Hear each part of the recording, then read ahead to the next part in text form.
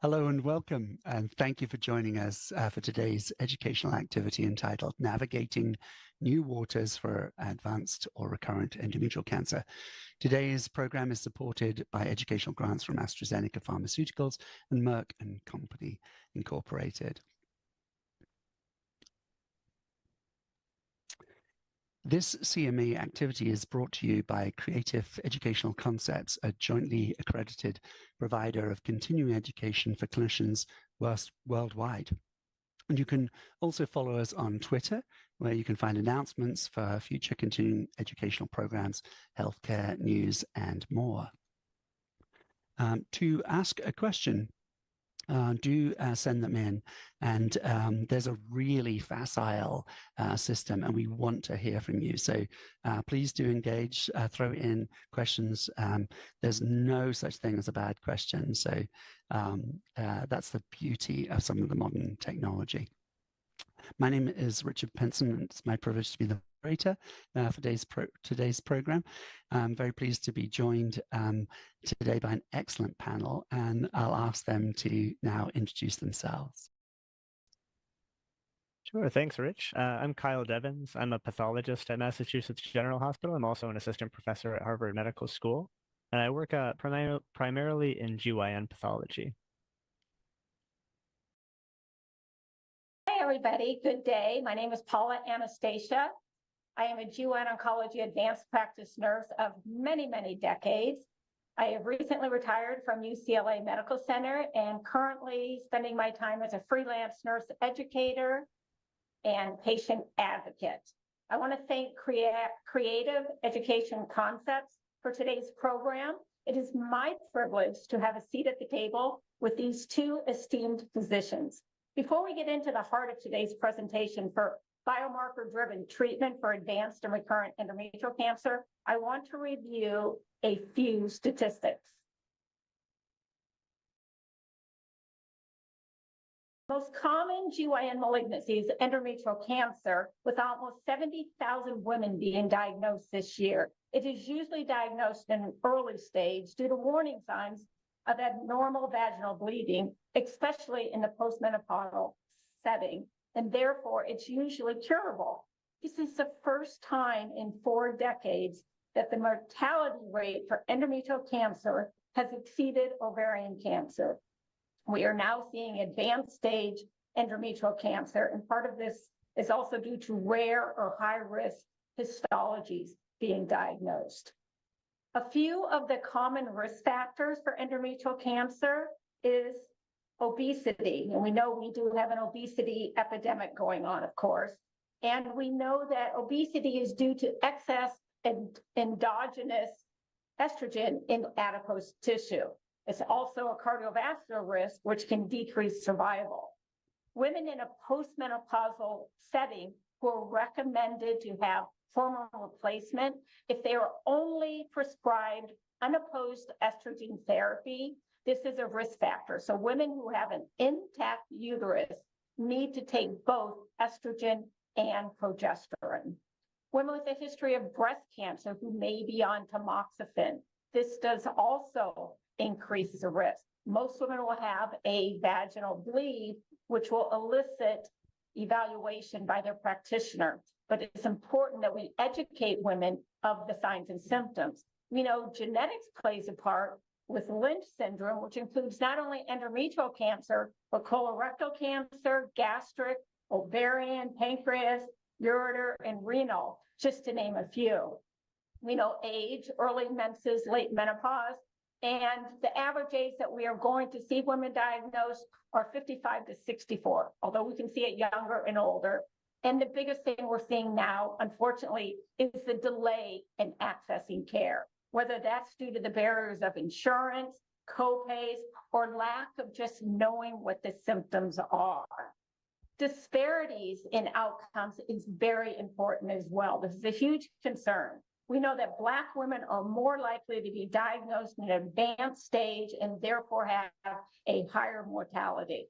Access to care and trust in the medical community have been identified as barriers. We need more education. We need to educate these ladies and The best people to do this are going to be the community internists and OBGYNs who are going to see these women much sooner than the GYN oncologists. So these are just some of the recommendations to help get the word out so that women can have better access and understanding the signs and symptoms. So as you can see, there's challenges ahead. The 5-year survival rate for advanced recurrent endometrial cancer is less than 20%. Historically, combination carboplatin and paclitaxel has been the frontline standard of care with only moderate effectiveness. Today, Dr. Penson will review the latest FDA approvals and new treatment options. But first, Dr. Devens will discuss and simplify the complex approaches to molecular profiling that aid treatment decisions. Dr. Devens, please enlighten us. Thanks so much, Paula. That was a great lead-in. You've really framed this discussion well. And I think, today I'm a pathologist and I'm speaking here. We're usually behind the scenes, but increasingly, in this modern era of targeted therapies, pathologists are really taking an active role in communication with our clinical teams to determine the best testing strategies to get patients the best care possible. And for endometrial cancer, our understanding of the genomic underpinnings of disease has come a long way in the past decades. We've come a long way from type 1 and type 2 endometrial cancers. And I'm going to start with a slide that is shown almost ubiquitously now when discussing endometrial cancer, and that is this the Cancer Genome Atlas classification of endometrial cancers, which was published in the early 2010s. And basically, many of you may be familiar with this already, but I'll briefly recap. We usually split these endometrial cancers into 4 main molecular subgroups. And if you look all the way to the right-hand side, you've got copy number high subgroup. These are mostly TP53 mutant tumors. So histologically, many of your high-grade serous carcinomas, carcinosarcomas end up in this category, as well as some high-grade endometrioid adenocarcinomas. Moving from right to left, the next group are the copy number low tumors, and these are mostly TP53 wild-type tumors. Many of them are low-grade endometrioid adenocarcinomas. There are many of what were previously called your type 1 endometrioid adenocarcinomas. And moving again to the left, you have your microsatellite instability or hypermutated group of tumors. These tumors have inactivation of one of the mismatch repair genes. And this group includes patients with Lynch syndrome, which Paula mentioned earlier, who have a germline alteration to one of the MMR protein encoding genes. And they also include patients who have somatic alterations in their tumors, which may be a somatic mutation in one of the MMR proteins, or more frequently an epigenetic change, which is methylation or silencing of the MLH1 promoter. So that gene gets epigenetically silenced in about 60% of the MMR deficient tumors that we see. And then the final group all the way at the left-hand side of the screen are the POL-E mutant tumors. So this is polymerase epsilon. It's one of the DNA polymerases that we have in humans. And it has a trailing exonuclease function, which repairs single nucleotide errors that this polymerase makes as it's encoding or replicating the genome. So if you have a mutation in that exonuclease domain, you will start to accumulate numerous mutations, and these tumors are called ultramutated. If you look at the top bar, you'll see that the mutations in this particular subgroup of tumors are much higher overall than those seen in other molecular subgroups.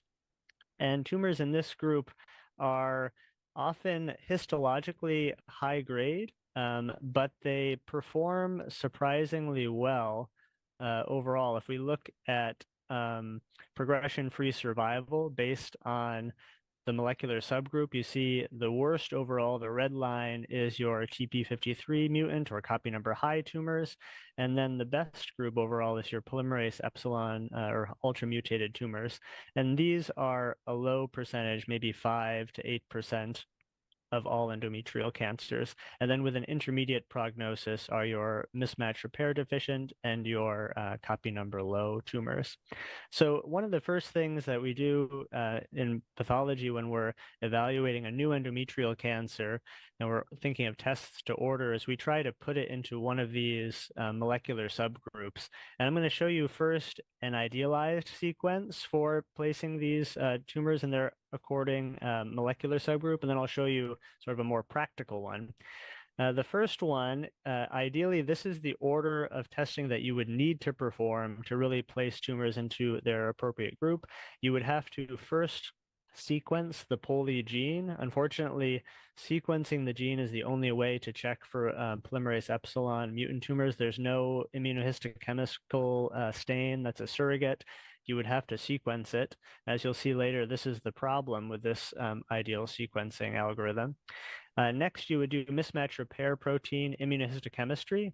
Many of you may be aware that there's also the ability to test for microsatellite instability using either PCR or next generation sequencing methods. And those methods work quite well also, but they actually, compared to colon cancer, where those methods are the gold standard, in endometrial cancer, immunohistochemistry is actually slightly more sensitive for picking up these tumors. So it's a cost-effective and pretty quick strategy. You can just do mismatch repair protein IHC, and then we'll do p53 immunohistochemistry to look for the copy number high tumors. Tumors that have wild type p53, mismatch repair preserved, and have no POLE mutation would just default to this copy number low group. Now, the problem with this algorithm is that POLE sequencing is not available everywhere. It's expensive. And at this point, it doesn't alter our treatment for many of these patients. In Europe, they're de-escalating therapy in certain patients who have POLE mutant tumors. It's not yet happening in the US, although there are some trials investigating that. So a practical method that we actually use here is to just do mismatch repair protein IHC and p53 IHC. Now, the problem is this will not catch your rare POLE mutant tumors. There are some histologic features that are associated with POLE mutations that we'll mention, but they're not highly specific or sensitive for detecting them. So we're really avoiding the POLE test and taking that as a loss and just looking for these other subgroups in our current practice. Just a few quick notes. When you're looking at reports from your pathologist, nowadays you shouldn't see positive or negative as a description for p53. We're trying to use the term mutant or wild type because there are many mutant patterns, and I don't have to go into each one. It's sort of beyond the purposes of this talk, but just know that the specific mutant pattern we see correlates with specific mutation types.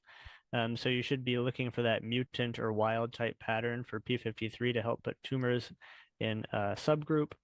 And then once we've gotten through all of these tests that are designed to put tumors into their molecular subgroup, there's a number of other tests that we do. I'm going to talk just quickly about HER2 testing because this is a hot topic, especially lately. I just want to briefly mention that there are different criteria for HER2 interpretation depending on tumor type. So for example, high-grade endometrial carcinomas like serous carcinomas and carcinosarcomas may have HER2 gene amplification in up to about a third of them. And in these tumors, you're really looking for overexpression of that gene to treat with trastuzumab. So to treat with trastuzumab, you need that gene amplification.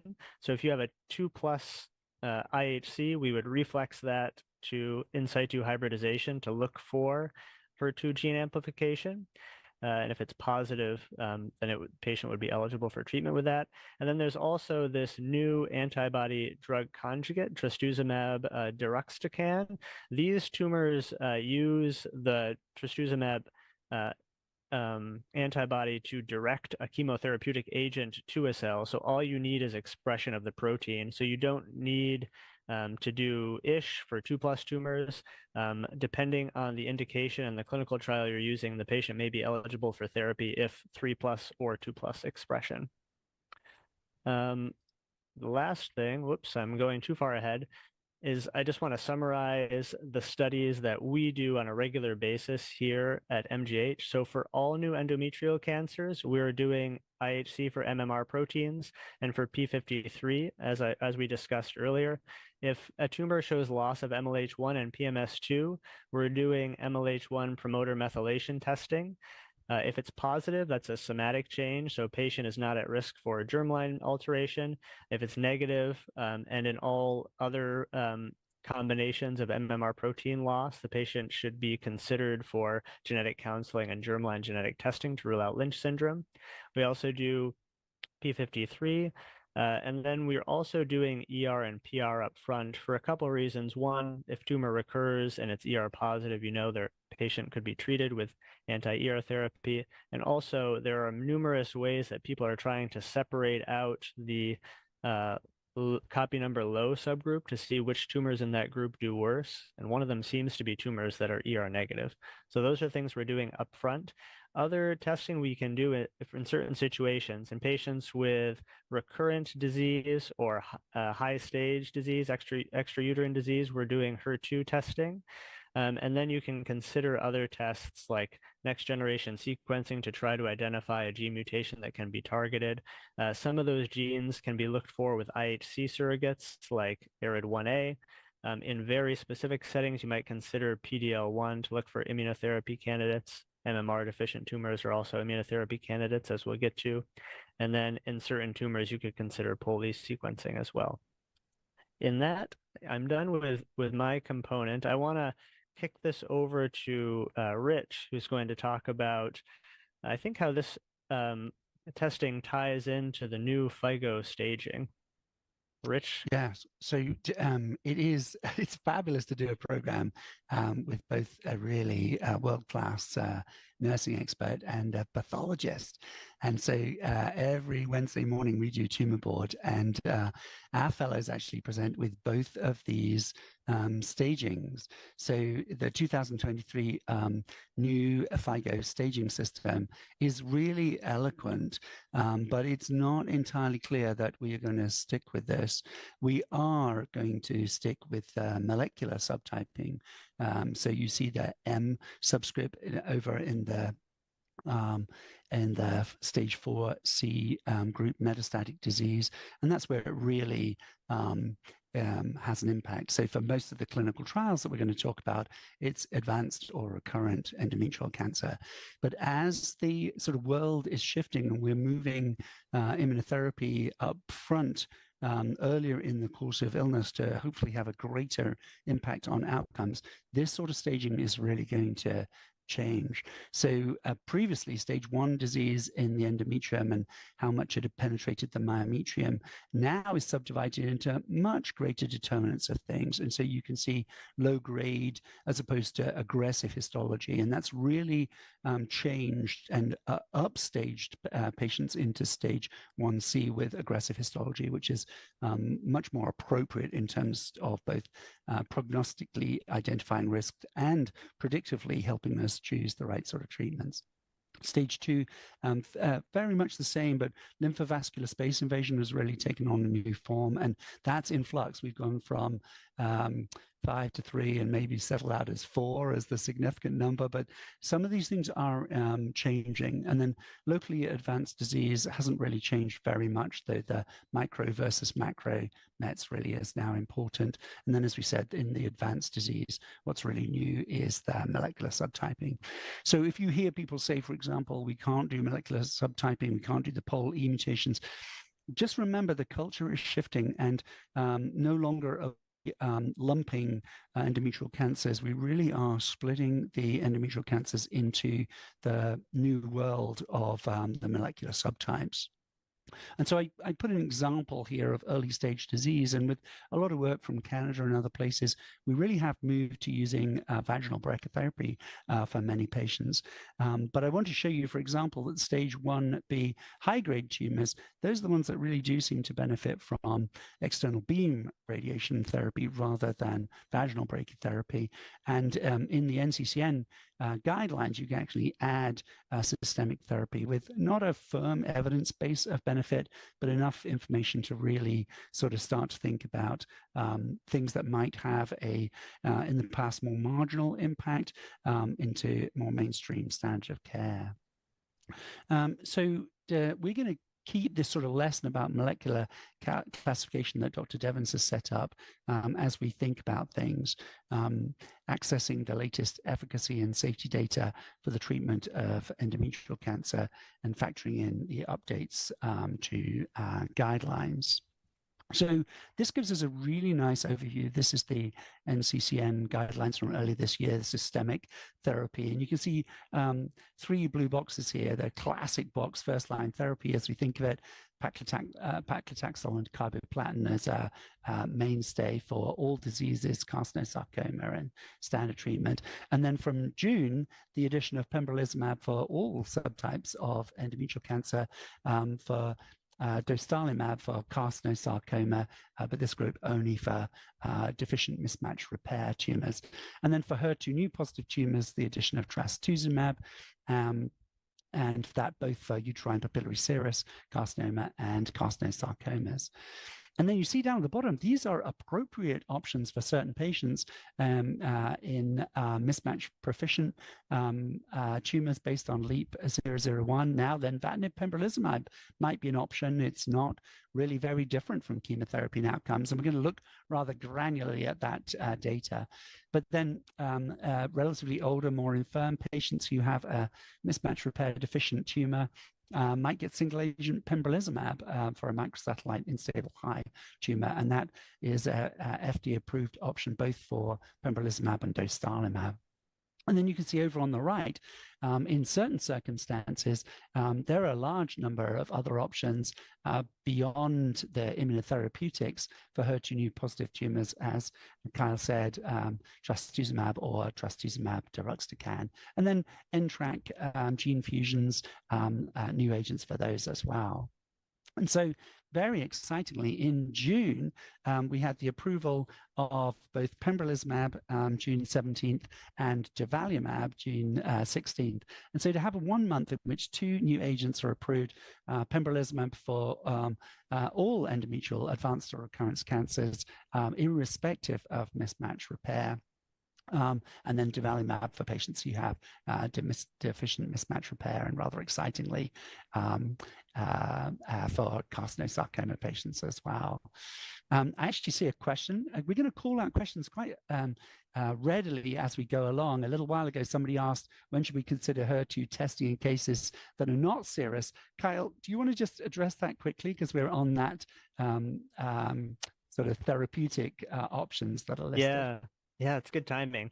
Yeah, I think basically tumors that could be tumors that have been shown to have a higher rate of gene amplification of HER2 are mostly serous carcinomas, but we actually have seen it in some other high-grade endometrial carcinomas, like carcinosarcomas, sometimes a high-grade endometrioid carcinoma as well. So that's for consideration of trastuzumab. And then in terms of tumors that are eligible for the combination therapy, trastuzumab, deruxtecan, those the FDA approval is for any carcinoma that has expression of the protein. So for any non-high-grade endometrial carcinoma, we're evaluating those protein expression in those tumors in the recurrent setting. And we're also performing it up front in just patients who have high-stage disease with extrauterine involvement for high-grade subtypes. And that goes for other GYN tumors as well. But since we're talking about endometrial carcinoma specifically, I think those are the main subgroups, or recurrent or high-stage. Right, and trastuzumab deruxtecan was approved by the FDA for 3+ tumors, but the NCCN guidelines are for 2+ or 3+ tumors, and so that sort of expands that availability as a favored option. Thank you, Kyle. And I also, sorry, Rich, one other thing we probably should mention here is that in tumors, especially GYN tumors, it seems that expression of HER2 can be relatively variable between a tumor and a recurrent tumor. So if you're looking for a therapeutic option and a primary tumor was tested previously and was HER2 negative, the patient now recurs and there's a sample of this new tumor, it still could be worth testing for HER2 because it may end up being positive in this subclone that's recurred.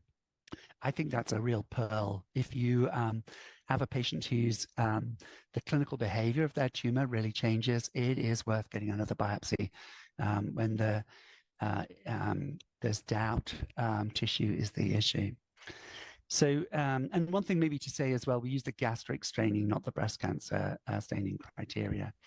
It's always risky to compare studies. And so I'm going to put up the progression-free survival curves in the deficient mismatch repair for each one of these studies. They're NRG GY0018, which was the carboplatin paclitaxel with or without pembrolizumab, with pembrolizumab maintenance.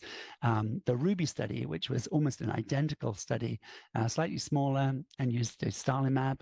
And then the Duo-E study, which had a third arm, which looked at the addition of the PARP inhibitor olaparib in maintenance. And we're going to talk a little bit in detail about why that's attractive. And then the ATTEND study looking at atezolizumab, and essentially in the same format. And with the risk that clearly there was no intent to compare these prospectively, you just want to get a blink your eyes perspective on this and look at the hazard ratios, 0.3, 0.28 for Ruby, 0.42, 0.36 for ATTEND. And so these, the take-home message for this is in the deficient mismatch repair group, these were almost identical. And so the approval of durvalumab really very exciting. You can see in this group, the deficient mismatch repair, deficient tumors, olaparib really didn't add anything to those. They get a dramatic improvement in progression-free survival by the addition of the PD-L1 immunotherapeutic durvalumab. We don't yet have the approval of atezolizumab, but it is anticipated, and it's been really excited to see our armamentarium expanded. In the proficient mismatch repair deficient tumors, and this is a really risky thing to do, you can see on the right the Ruby study, progression-free survival with a hazard ratio of 0.76. And it's really possible that that looks a little inferior to the pembrolizumab study where the hazard ratio is 0.54. because of the study group that was used. So wonderfully, Ruby included, for example, in first 10% of the patient population cohort, carcinosarcoma patients. So that cohort was capped. We don't want to include too heterogeneous a group of patients when doing important definitive studies. And it's fabulous that of those patients with a really big challenge, that is now a wonderful improvement for them in terms of options. But it is interesting that the pembrolizumab seemed to outperform durvalumab in the proficient mismatch repair populations. So this is the molecular subgroup. So this is from Ruby, and we're waiting for the GY018 study. And this was a hugely impactful difference. And so as Kyle pointed out, these four groups, we're going to put them in a slightly different order as if we were doing that sort of elite testing, the POL-E first. So the four molecular subgroups in 400 of the 494 patients of Ruby. The POL-E group, you can see the two lines are absolutely superimposed on each other. You don't need immunotherapy to do really well. You need any insult to the tumor to trigger an immune response. And then below that, quite an impressive improvement for the P53 mutant tumors, hazard ratio of 0.55. Not as good as the deficient mismatch repair, where clearly the impact is greatest. And then there's two ways of looking at the no specific mutational profiling group. Now, in the old days of chemotherapy, a 23% improvement in delaying chemotherapy, progression-free survival, would have been something we were really excited about. We were always aiming for a hazard ratio of 0.7. 30% improvement. And you can see that improvement. That's almost 50% better than the 20% there at 2 years who haven't recurred, up to 32%. So there may be a significant impact in this group, but this group looks to benefit the least. And there's more work to tease out which patients in this group get the most benefit. One of the things we've Yes, Oh, Kyle. I might try to riff off of you, Rich, if you don't mind. If you go back to the last slide, this might be a good time to bring up. I don't know when we should bring it up, but I imagine some listeners may have a question. For example, what happens if you have a tumor that has a POLE mutation and a P53 mutation? You know, or if it's MMR deficient and it has a P53 mutation. And I just wanted to quickly say that's sort of the reason why this order that you mentioned is suggested, because tumors that have a POLE mutation accumulate lots of other mutations, and it seems that they act more like POLE mutant tumors, even if they have a P53 mutation. So the P53 is often subclonal. It's thought to be secondary to the POLE. Same thing for tumors that have that are MMR deficient and have a P53 mutation. It's thought to be secondary to that mismatch repair deficiency, and they seem to act more like the MMR deficient tumors. Kyle, there's actually another question along those sorts of lines. Can you further clarify what molecular testing you send out for newly diagnosed patients in early stage versus the advanced or recurrent tests? Oh, yeah. Yeah, I think for early stage patients, we're not sending out for any fancy sequencing studies in most of those patients. We're just doing MMR IHC and P53 IHC to put them in their appropriate groups. We also usually add ER as well. That's probably not strictly needed, but it helps to identify that subset of tumors in that no specific molecular group that if are ER negative and may behave slightly worse. But I think, there's some talk that in low stage, high grade tumors, especially like if you were to identify POLE mutations in that group, that may be a good group to de-escalate therapy in, but that's not, again, happening in the US at this point. That would be the only argument to sequence those tumors, but it's not something that we're doing routinely at this point. No, we are excited about the Rainbow trial, the blue arm that will give us that evidence base to do that sort of thing, but not doing it yet, as you say.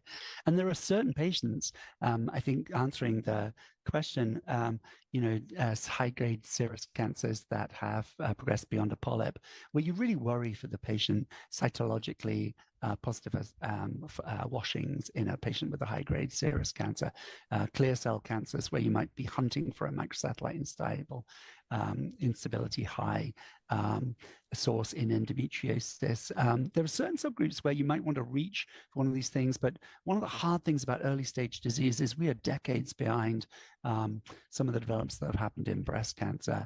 And so we have to wait for the trials to sort of move that on.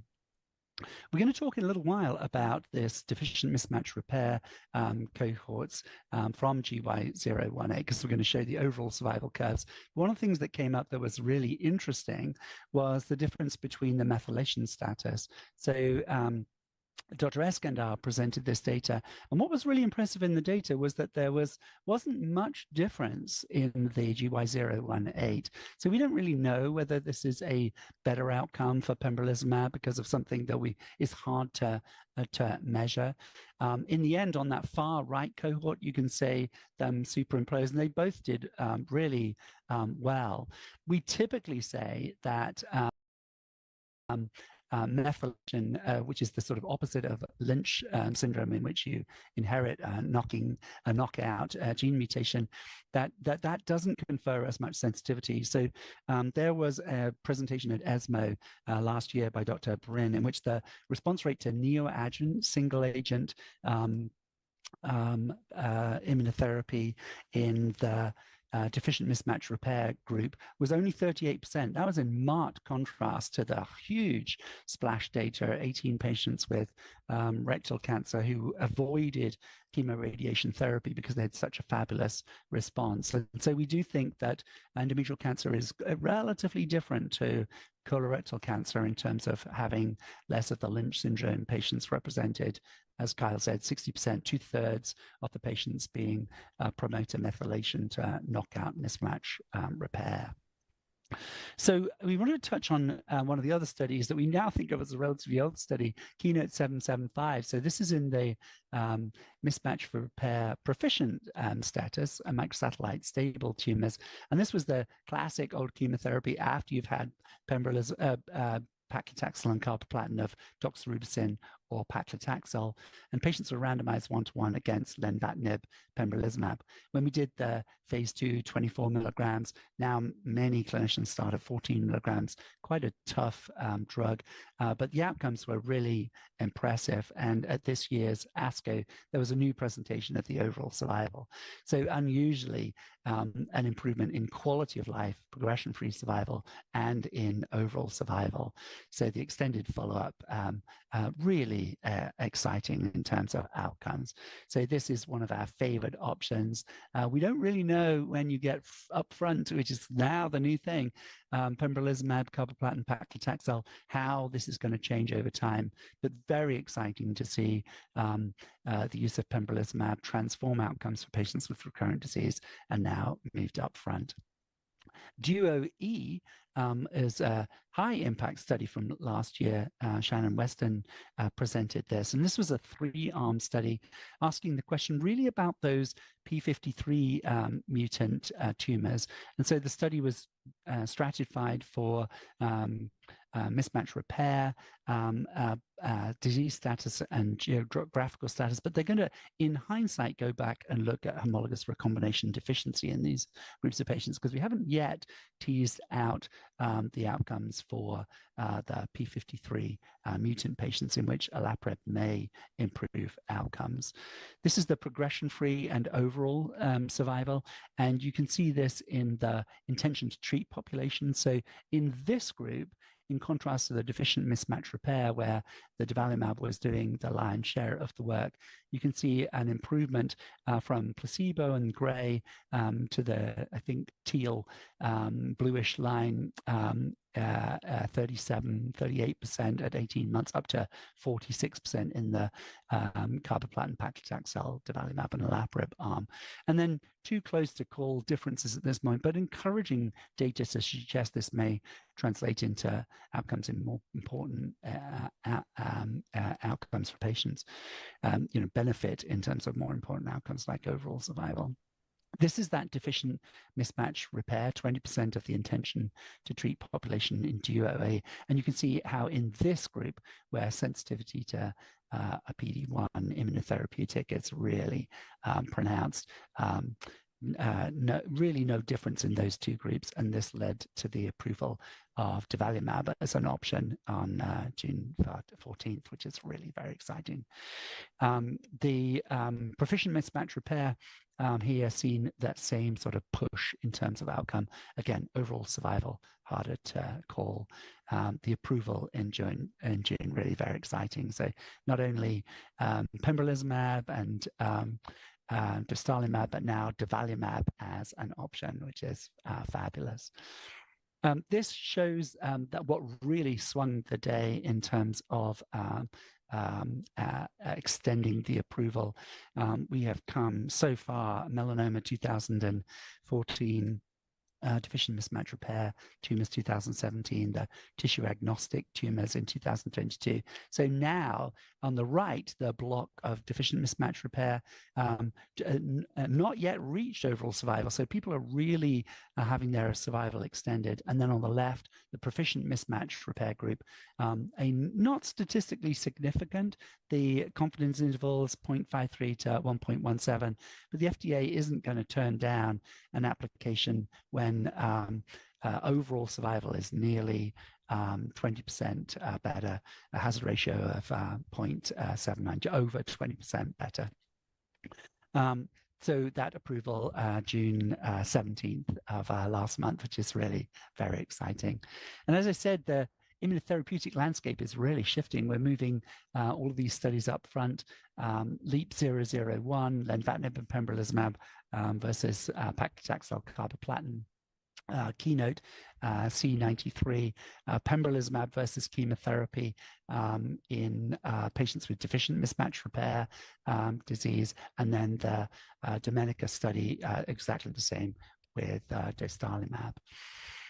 LEAP-001 is an interesting trial. So this is standard chemotherapy, frontline therapy, moving 775, the lenvatinib pembrolizumab up front. And what was interesting was that although it provided very similar outcomes, really adds an option, doesn't eclipse paclitaxel carboplatin. One of the groups that did look better was the they'd had prior adjuvant chemotherapy. And in this, all comers and especially the proficient mismatch repair group looked like substantially better outcomes for the lenvatinib pembrolizumab group of patients. Randomized to that, that's a 40% reduction in the hazard risk for progression-free survival. And then some of the new agents, we've touched on trastuzumab deruxtecan. You can see in all but pancreatic cancer, these different groups, the non-gastric, non-breast cancer groups in Destiny Pan-Tumor 2, really fabulous outcomes. In endometrial cancer, all comers 58% overall response rate, 85% in the 3+, but 47% patients getting at least 30% shrinkage of tumor. That is just fantastic and more than twice as good as other options like single agent palliative chemotherapy. And then lastly, the Rainbow trial is really going to take these forward into earlier stage disease in these 4 groups. Red, looking at P53 abnormal, green, looking at a mismatch repair deficient treatment with the use of durvalumab. The no specific mutation profile, adding a hormone, progestin, for 2 years after chemotherapy, which has been a question we've wrestled with for a long time. How can we incorporate that effectively into treatment without bad cardiovascular outcomes? And then, if we said a few times, POLE in the blue arm, trying to de-escalate tumor with a good outcome. So some of the outstanding questions, Rainbow is going to ask about whether we can give immunotherapy alone. Other studies are going to tend to that. Immunotherapy combinations, as in melanoma, are really coming forward. And then PARP inhibitors, DUO-E, Ruby2, and Rainbow will look at the integration of PARP inhibitors. As somebody asked, earlier stage disease, some of these studies looking at that. And then predictive markers beyond mismatch repair. We haven't talked much about it. In DUO-E, it did look like in that P53 group that PD-L1 might be a predictive biomarker, but hasn't generally. It's been more than trumped by mismatch repair deficiency. And the integration of other agents, maintenance agents, ADCs, and hormonal therapy. So we are developing guidelines about this sort of very exciting time. Specific guideline and patients concordant and patient-specific therapeutic plans for patients. So I'm going to pass this on. We have some cases, and Kyle is going to describe our first case. Sure. Thanks, Rich. Yeah, if we go to the first case, I think this will be a nice way to, I mean, if people have questions too, we can answer, but hopefully get into some specifics on when to order what. So let's start with this first patient, MC. It's a 55-year-old female presenting with abnormal vaginal bleeding and pelvic pain. She's found to have a 5-centimeter deeply invasive endometrial mass on imaging and exam. And then she undergoes a hysterectomy, which shows a grade 2 endometrioid adenocarcinoma. It's 5 centimeters in size, deeply invasive, so 60% myometrial invasion. There's extensive lymphovascular space invasion, and her lymph nodes are negative, so it's uterine confined disease. So let's go to our potential answers. Now make sure you can see all of these on your screen.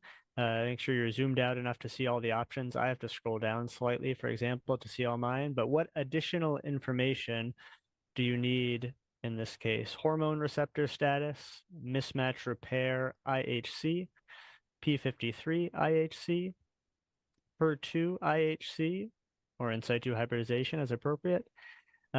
Next generation sequencing with POLE or more than one of the above. Please vote now.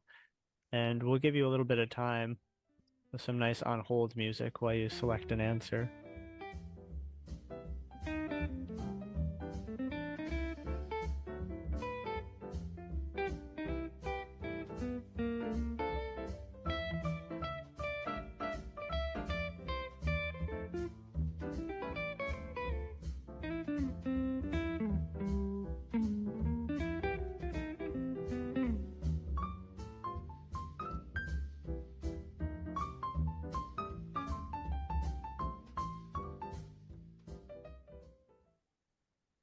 Great.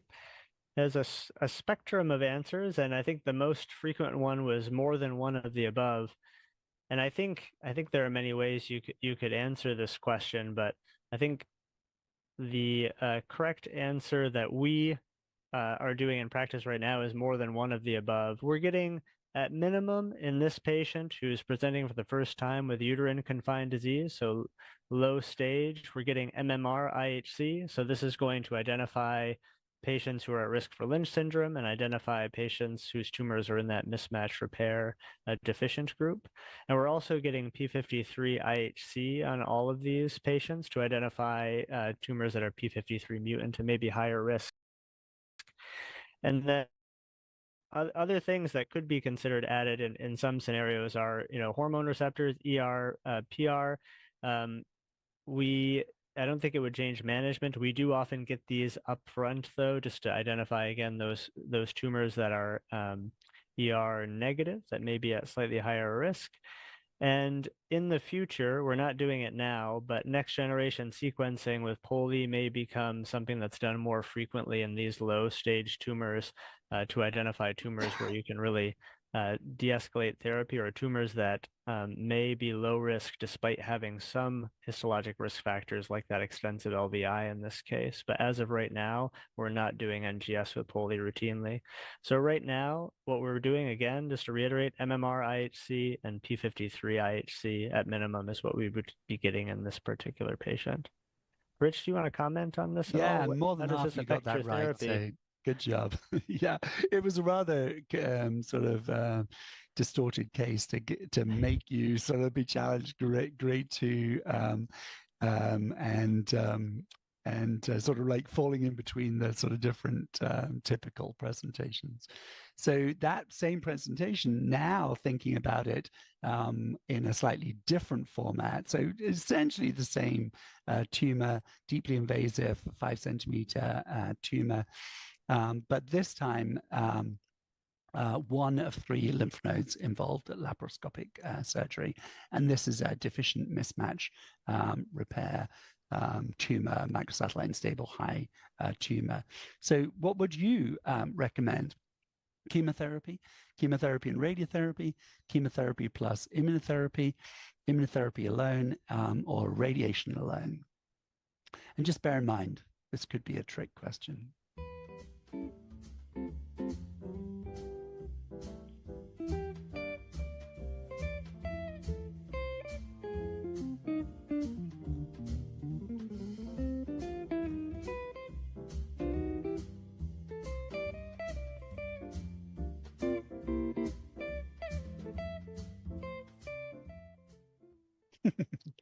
So 63% of you say chemotherapy plus immunotherapy, and we do think of node-positive disease as high-risk early-stage disease. So the correct answer would be chemotherapy and radiotherapy. This is one of the groups where we are desperate for more trial data to move immunotherapy up front and be included as adjunctive therapy for patients with quite a good chance of being cured because they're identified at high risk because of node-positive disease. The data does not support that yet. So again, the case changes, a little bit more morphing. So the node-positive disease in a patient with deficient mismatch repair recurs at 2 years, and they've had chemotherapy, 6 cycles of carboplatin and paclitaxel.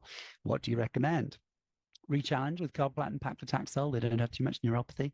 Immunotherapy, single agent because they're deficient mismatch repair, carboplatin, paclitaxel, and immunotherapy, then vatinib, pembrolizumab, or hormonal therapy.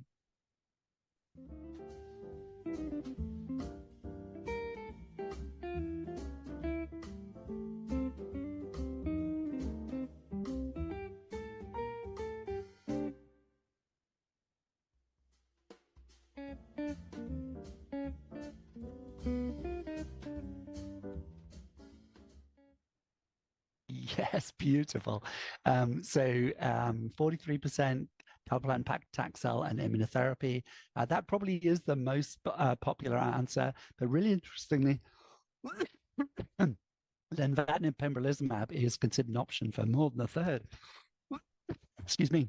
And that is an interesting answer. So the 11% who said immunotherapy as an answer, that is correct. Carboplatin, paclitaxel, and immunotherapy, that is correct. Lenvatinib, pembrolizumab, that is correct on evidence.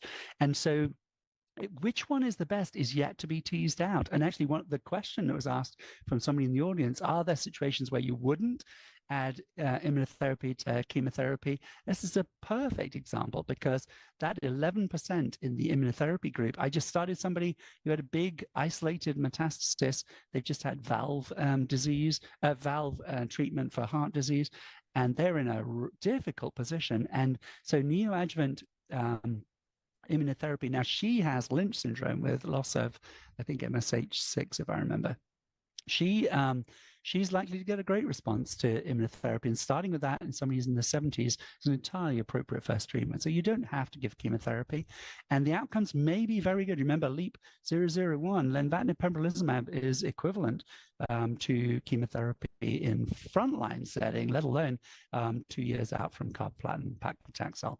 What's lovely about this is that our options have increased.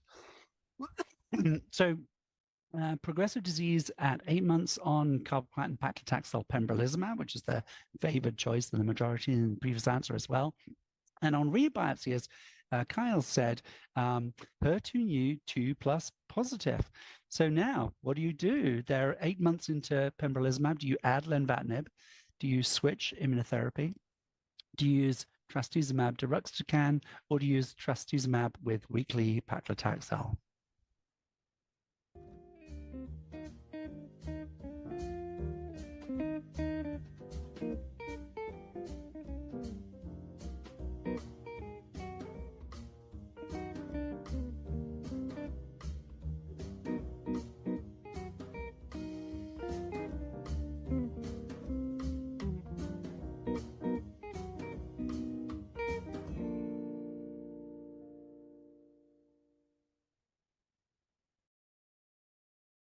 So people are really divided. There's if this was like a horse race, the trastuzumab deruxtecan would just win, and maybe I would add my vote to that.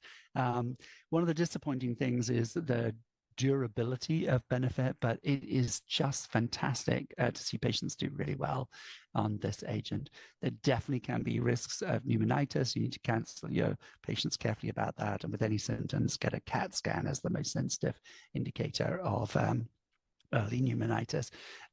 But all of these are options, adding lenvatinib. Switching immunotherapy is probably less effective. There doesn't seem to be a big difference. We have a number of clinical trials in which we add new agents, combination agents, and there may be merit to that, but just a swap from one of the agents we've talked about to another doesn't change things very much.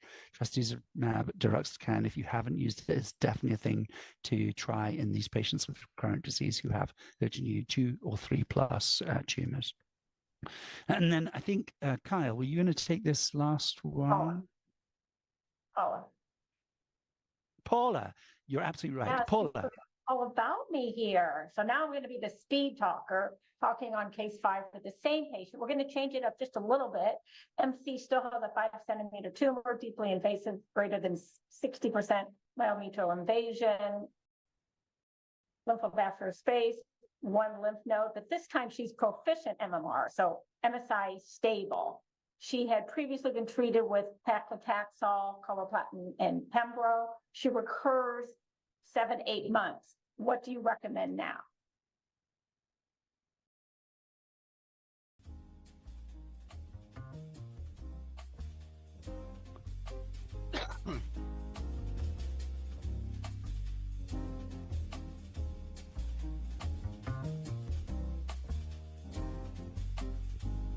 We're supposed to read these, huh? Repeat carboplatin, immunotherapy, lenvatinib, pembro, abemaciclib, letrozole, and hormonal therapy. Sorry about that.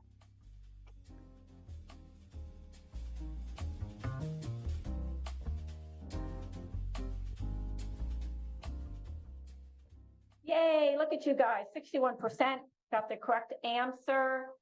If the patient had recurred like a year or two later, you could probably repeat, but given that it was less than a year, we would change it up. So lenvatinib, Pembro, especially because she's MSI stable. So moving on real quickly, and I know there's a short amount of time here, this is just lenvatinib. And as you know, lenvatinib is an oral TKI, tyrosine kinase inhibitor. As Dr. Penson said, it's an oral medicine given BID. FDA approval is 20 milligrams in combination with Pembro. This schema here with all the bright colors is just looking at lenvatinib in and of itself. And if you can see, the most common side effects are going to be hypertension, diarrhea, hypothyroidism.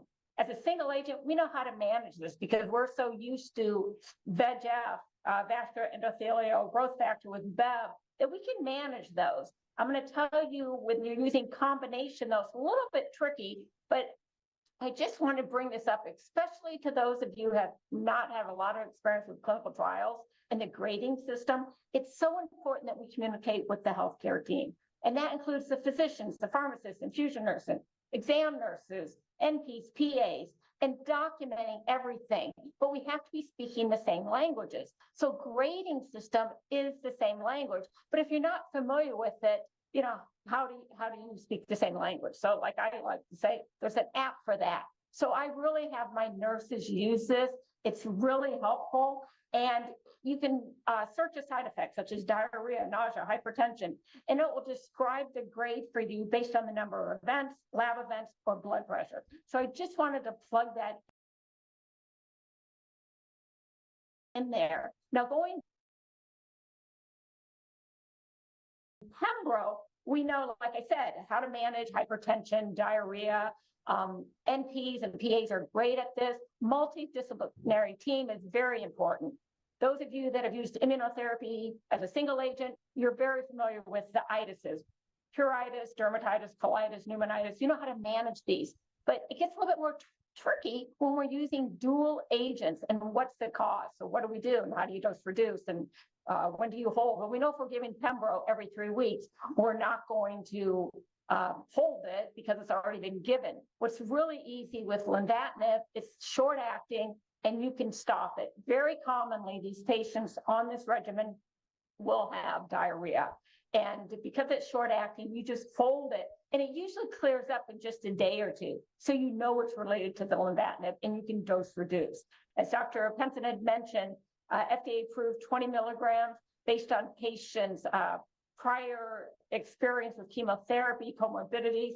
A lot of us are starting patients at a lower dose, either 14 milligrams or 18 milligrams. But once again, that's 2 different doses. So once again, you have to deal with finances and patient copays and insurance and all of that. But dose reducing can really make a difference in clinical benefit and how the patient tolerates it. Now, if it doesn't clear up, I'm talking about the diarrhea here. If the diarrhea does not clear up, then we want to think that this is probably due to the immunotherapy, and we will get a CT and you can look for inflammation there. When I was talking about grading system, this is one of the common Q&A that I often get from my nurses, like with diarrhea, if you're using combination lenvatinib and Pembro, how do you know what the cause is? And like I said, you stop the oral medication. And usually if it's due to the lenvatinib, it'll clear up or lessen pretty quickly. If it doesn't, then we are going to think infection or colitis. The other thing is education to your patient is key. Patients are very nervous about reporting side effects because they're afraid you're going to take them off therapy. If you're giving something with an oral agent, you're not going to see this patient for about 3 weeks when they come in for their next cycle of Pembro. So pre-treatment education is key. Talk to patients, the risk factors and how common diarrhea may be, hydration, over-the-counter anti-diarrhea medications, this type of thing. But have the patient check in with you, have a designated nurse or point person. So when they're starting this, at least you have an idea. So that's really important. Let the patient know up front that there's a possibility that we could lower the dose or we could stop the medication for a short time to get you through the treatment, but that doesn't mean that you're not going to have a good outcome. So if patients are prepared that this could potentially happen, they're more likely to communicate with you with that honesty, which is so important in managing these patients and that shared decision making. Colitis, as I mentioned, we use steroids usually once in grade 2, and I often joke that it's really important that you know what the patient's baseline symptoms are. So again, grade 2 diarrhea is going to be greater than 4 to 6 over baseline. So when you're working with a multidisciplinary team, and the infusion nurse or the resident said, "Oh, the patient just said they have diarrhea. Should we dose reduce?" Well, what's the definition of diarrhea? Well, they just said they had diarrhea. Well, what's their baseline and how many loose stools did they have a day? If they had just one loose stool, which is the patient's definition of diarrhea, that in my book does not constitute doing anything but over-the-counter medications, anti-diarrhea medications, and hydration. So again, just keeping that in mind. Hypertension, once again, we know that the Society of Cardiovascular now has changed the parameters of what hypertension is. So know what the threshold is in your clinic, 140 over 80. You may want to lower that threshold now. Patients over 120 over 80, you might want to start at a hypertensive medication. Once again, what's the patient's baseline? Do they already have hypertension? If they do, partner with their internist or their cardiovascular specialist. Once again, NPs and PA are great at managing this. For patients that don't have any hypertension, oftentimes we will write a script, something like amlodipine, send it home with the patient, have the patient check their blood pressure daily. I know Dr. Penson's group is magnificent in providing blood pressure cuffs for their patients. We don't have that luxury.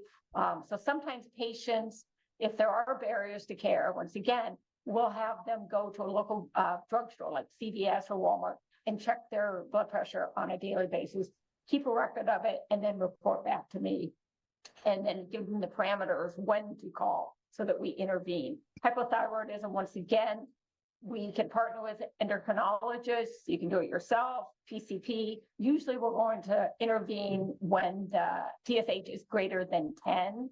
And once again, you, the chemotherapy orders usually have the labs built in. If the patient does have hypothyroidism, then you may want to order the thyroid function test more frequently than you were doing. It might be every other cycle. Now you might want to do it sooner than that. So just paying attention to that personalized care for your patient. So I know I'm speaking very quickly, but I just want to throw this in, switching off of lenvatinib and Pembro. Now that we're starting to use a little bit more of the, oh gosh, I have to say this again, the TDX, trastuzumab, TDX, thank you. Oh my gosh, pronunciation. We know that interstitial lung disease and pneumonitis is not that common, but it can be life-threatening. We know that in all the studies if you look in the PI and they have all the diseases and all the clinical trials, less than 1% had a grade 3 or 4, and less than 10% had grade 1 or 2. But it's not 0. So it's something really to hone in when you're doing education with your patient and the caregiver. And again, inform patients that these side effects can be subtle. So you think about something like shortness of breath with exertion, but no change in ADLs. Patient may not report that, but that would be a grade 1. And we would definitely want to do a high-res CT scan of the chest to look for any inflammation going on there. So really important. We're going to delay the dose. This is given every 3 weeks. You're going to delay the dose until recovery to a grade 0. If it resolves within 28, 30 days, then you dose reduce and continue it. But at a grade 2, you're going to permanently discontinue. This is when we, again, partner with a multidisciplinary team, especially pulmonologists. They can do further workup, but just really knowing the interstitial lung disease and pneumonitis, not common, but not to be ignored, and really educate the patient. So again, real quickly, education to the patient, patient-centered, shared decision-making, explain treatment options to the patient, especially for the patient with advanced or recurrent. Historically, it was chemotherapy only. Now we have immunotherapy added to it to prolong survival. But again, explaining, how it's given, what the side effects are, pros and cons of that, patient lifestyle, Are there clinical trial options? What are the patient values? What are the patient's goals? And all patients will have different answers for you. But really listening to the patient, talking to the caregiver, how accountable is the patient in calling you if there is a problem, talking to the patient about long-term, late onset, side effects, that sort of thing, and discussing with the multidisciplinary team. We like to involve the palliative care team, and that doesn't mean end of life, that means symptom management, but also looking at all of the other things, social service, finances, dietitian, pharmacists, infusion nurses, all of the people that make up this team. We can't forget our pathologists, of course, that are helping us make these biomarker targeted decisions, inform the patient and the caregiver whom to call and when to call, and remind them that our goal is for you to live well despite having therapy. But if you are afraid to, quote unquote, bother me and you end up in the emergency room, then, you know, we're defeating the purpose of this. So I remind patients, they're never a bother. Please, please, please call and let them know what some of the emergencies are they should be calling us for. And I know I'm just going through this very quickly. Considerations, explanation of treatment, clinical trials, of course. All patients should be recommended to receive clinical trials. Addressing potential healthcare disparities, cannot emphasize this enough. Talking to the patients about their values and goals. Emphasize that we'll always be honest with them. I ask patients, my doctor asks them, how much do they want to know? Some patients are just like, tell me what I need to know today, the side effects. I don't want to know if I'm going to die. I don't want to know prognosis. Don't give me 66. We have other patients and they come in with pages and pages, every clinical trial, every, you know, possible treatment, and everybody's different, and that's okay. If you can partner a patient with another patient, the patient's been on a clinical trial, introduce them so that they know that, you know, clinical trials might be an option. Support groups, really important. Exercise programs, all sorts of things to, again, help the patient live better, live well. Financial, again, you know, patients that are on Medicare that are taking oral agents, patients that are getting a weekly treatment and they have to pay for parking. At our clinic, parking was $20 a day. I had a patient that finally said, Paula, can you please give me a handicap sticker, which of course I was happy to do. She goes, I can't afford the $20 every week. And then if you guys want me to come in and do labs, another additional day, I can't do that. Patients are taking time off from work, daycare, all of those things that, you know, we know intellectually, but we forget on a day-to-day basis how it interferes their life. So again, when I was in LA, Paula, I ran out of money too. So I do want to say, just briefly in summarizing, our guideline-directed molecular profiling is just transformed care for patients. Using the multidisciplinary team is essential to getting them the best outcomes. The latest evidence base is really very exciting, and I want to say thank you to Paula representing nursing, so essential, and Kyle to the pathologist. If both of you can make a comment at the end, we are running slightly over time. To receive credit for this activity, you complete a post-test evaluation under the request credit tab of this program. And I want to personally thank you for joining us today. Be safe and take care. Last thoughts, Kyle? No, I think we covered everything. It's a nice comprehensive discussion. Yeah, thanks for having us. Thanks for the questions. Thanks for participating, and thanks to you and Paula for a great discussion. And Paula, take us home with a final comment. My final comment is to always leave the patients with hope. If the treatment that they're currently on isn't providing the clinical benefit that we all want, there's a plan B. And I think that's really important for patients to know that this is not the last stop effort. And with the clinical trials you guys are doing, there's always a plan B. So keep up the good work. Yeah. Patients at the center and transforming their future with new waters for advanced or recurrent endometrial cancer. Fabulous. And thank you. Good night. Thank you.